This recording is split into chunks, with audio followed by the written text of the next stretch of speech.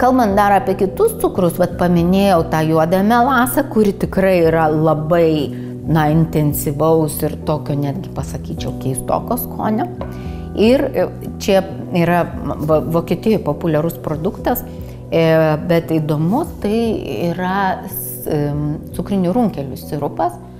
Jis irgi yra tamsus, toks tamsiai rūdas, gana tirštas, bet jame daug geležies.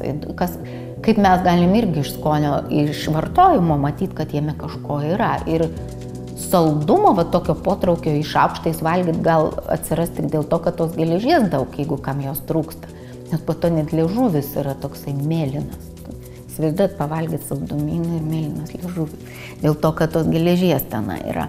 Tai čia iš tų vidutinių. Aš čia neatsinešiau, nedemonstruoju, visi turbūt žino, kaip atrodo klevų sirupas, kaip atrodo agavų sirupas.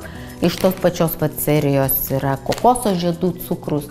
Jis ypatingas tuo, kad nereikia kirsti palmių, norint tą cukrų gauti, nes užtenka iš to žiedo paimti tą cukrų. Ir labai jis yra vertinamas socialiniu požiūriu, nes žmonės, kaip Lietuvoje, ten, pavyzdžiui, turėdavo karvę, melžė karvę, priduoda pieną, iš to gyvena, tai čia turi palmę, priduoda cukrų iš tos palmės ir žmonės iš to gyvena.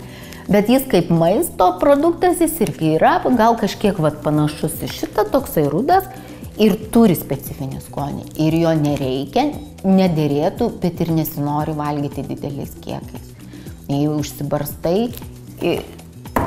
Ir kaina tam padeda. Šia prasme yra gerai, kad jie yra daug brangesni, nes tu įvertini ir nepuoli kaišyti visur, kur nereikia. Ir tas padeda cukraus sumažinti vartojimą. Ir dar pabaigai noriu paminėti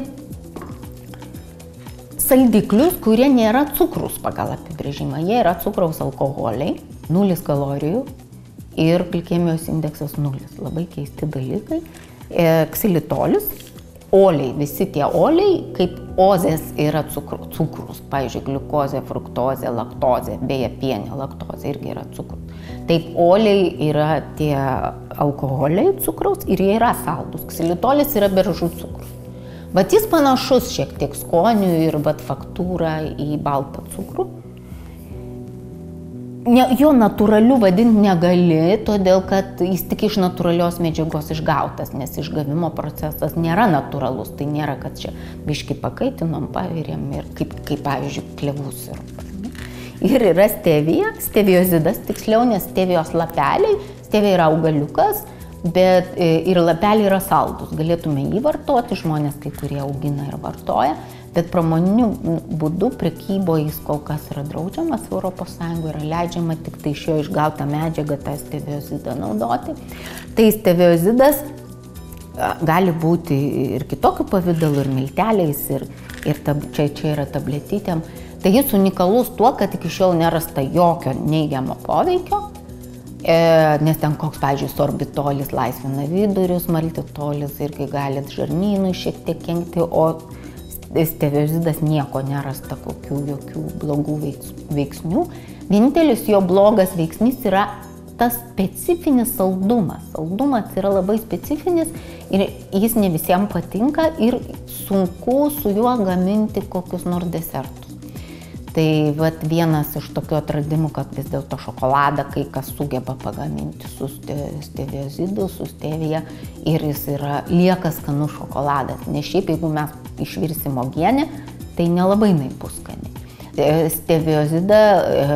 Stevijos produktus labiausiai vartoja tai žmonės, kuriem labai svarbu, kad to cukraus nebūtų, kurie kontroliuoja ir diabetikai, ir kiti, kurie turi kontroliuoti tą cukrų ir kalorijų yra nulis. Tai čia tokie yra novatoriški nauji produktai.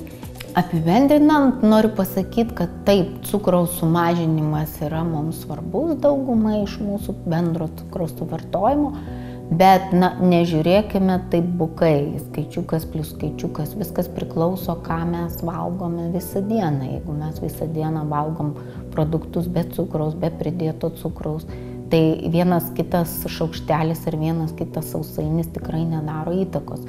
Svarbu, kad mes atpažintume ir nebūtų taip, kad mes vartojam kažką ir galvojam, kad tenai to cukraus nėra, o tiesiog niekad nepažiūrėjom nei sudėtį, nei maistinę vertę, nei apskritai nepasidomėjom, kad tai yra kažkoks tai cukraus šaltinis ir kai tokių produktų mūsų mityboje ten 3-4, dar koks nors įprotis valgyti vietoj pietų bandeles arba batonėlius saldintus, tai ir atsitinka, kad tada mes tampam jau tokie kaip ir rizikos zonai. Tai linkiu tuo netapti.